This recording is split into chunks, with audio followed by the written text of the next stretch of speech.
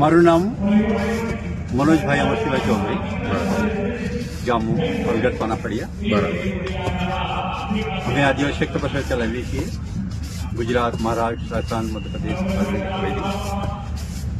એના 33 વર્ષ પૂરા થયા છે. 33 વર્ષ પૂરા થયા. શરૂઆત અમારા ઘરેથી કરેલી, મારા ભાઈના ઘરેથી કરેલી. બરાબર. આદિવાસી એકતા પરિષદની 1-1-1993 શરૂ કરેલી. અને પછી પ્રકૃતિ દેવને આપણે સાચવવા જોઈએ, એ આપણે પહેલેથી જાણતા હતા. એટલા માટે પ્રકૃતિ દેવ એટલે પ્રકૃતિમાં 5 વસ્તુમાં હવા હોય, પાણી હોય, જમીન હોય, અગ્નિ હોય અને આકાશી તત્વો. એ 5 વસ્તુને પ્રકૃતિ કહેવામાં આવે. પ્રકૃતિ એટલે કુદરતી હોય. બરાબર. જેને જમીન એ કુદરતી બનેલી, કોઈ બનાવતું નથી પણ બનેલી. હવા કોઈએ બનાવી નથી પણ બનેલી. પાણી કોઈએ બનાવ્યું નથી પણ બનેલું. અગ્નિ કોઈએ બનાવ્યું નથી પણ બનેલું. તેજ હવા કહેવાય, આકાશ કહેવાય, તેજ કહેવાય, એ કોઈ બનાવેલું નહીં, બનેલું. આ 5 પ્રકૃતિ, જે પ્રકૃતિ દેવ છે, એ 5 વસ્તુ દરેકમાં છે.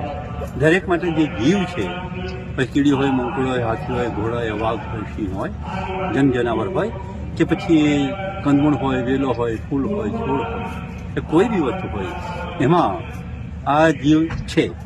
ને એ એટલે એ જીવ છે એટલે આ જીવ છે. એટલા માટે એ 5 વસ્તુ છે. 5 વસ્તુ દરેક જીવમાં છે.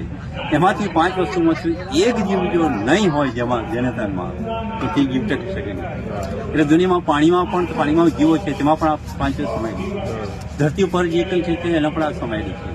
એટલે એ જે વસ્તુઓ છે તે એ હવા પણ જીવ છે, પાણી પણ જીવ છે, જમીન પણ જીવ છે. કારણ કે લોહી બનતી માટે કરેલી છે.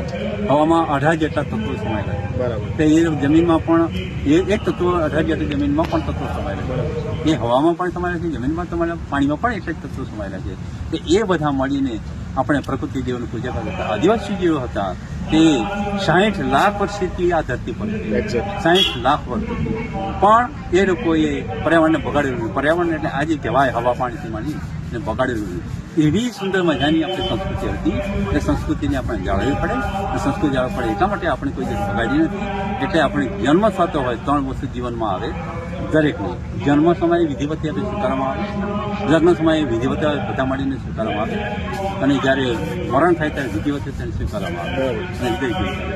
અને પછી એ વિધિ થયા પછી એ વગર પૈસે વિધિ કરતા હતા. ખેતી પણ આપણે વગર પૈસે ખેતી કરતા હતા. સામૂહિક સમૂહથી ખેતી કહેવાય. એ બધી હાંડોળ પદ્ધતિ. આપણે જન્મ થાય ત્યારે પણ વગર પૈસા કરી લેતા, લગ્ન થાય પણ સહકારથી વગર પૈસે કરી લેતા હતા, અને મરણ થાય ત્યાં પણ વગર પૈસાથી પણ કરી લેતા હતા. એવી સુંદર મજાની આપણી સંસ્કૃતિ હતી. આપણે પૈસાની જરૂર નહીં પડે એવી હતી. એ આપણે ભૂલાવી દીધું. અને આપણે આઝાદી મળ્યા પછી આપણને વિકાસ નામ પર પાડ્યા. એટલે આપણે હવે ગુલામ થયા. દરેક જાતને ગુલામ બનેલા છે. આપણે ગુલામ નહીં હતા, આપણે આઝાદ હતા, સ્વતંત્ર. આપણે અલગ દેવો પણ. એ દેવોના દેવો પછી જતા ત્યારે પણ દેવો પાસે પછી માગતા નહીં. આપણે દેવને બધું કહેતા કે અમારા ગામમાં જે કંઈ વસ્તુ છે, નાનું હોય, મોટું હોય, બીજું હોય, જનાવર હોય, તેમાં રોગ આવવા જોઈએ ને, રોગ બીજી એ પણ માગણી મુકતા હતા કે અમારે ઢોર ડાકર છે, કીડીઓ ઢોર હોય, એમાં ગાય હોય, ભેંસ હોય, છોકરી હોય, મરઘા હોય, એ લોકોમાં પણ રોગ નહીં આવવો જોઈએ. એ લોકો તંદુરસ્ત રહેવા જોઈએ, દૂધ આપવા જોઈએ. અમારી જે ખેતીવાડી છે, ખેતીવાડીમાં પણ અમારા આ રીતે અનાજ પાકવું જોઈએ, કઠોળ પાકવું જોઈએ, કંદમૂળ પાકવું જોઈએ, અને જે કંઈ છે તે હાથે ફળ જે હાથે પાકવું જોઈએ એ પણ માગતા હતા. એના સિવાય આપણે બીજું દેવ પર કશું માગતા નહીં. અને અમારા આખું ગામ માટે માગતા હતા. ભગત આપણા આખા દેવ પર બધા લોકો, આખા ગામના લોકો જાય, પણ કોઈ વ્યક્તિગત રીતે કોઈ માગતું નહીં. પણ ભગત માગતો હતો, પણ તે બધા માટે શા માટે માગતા, આખા ગામ માટે માગતા. એવી સંસ્કૃતિ આપણી છે, તેવી સંસ્કૃતિ આપણે જાળવવી જોઈએ.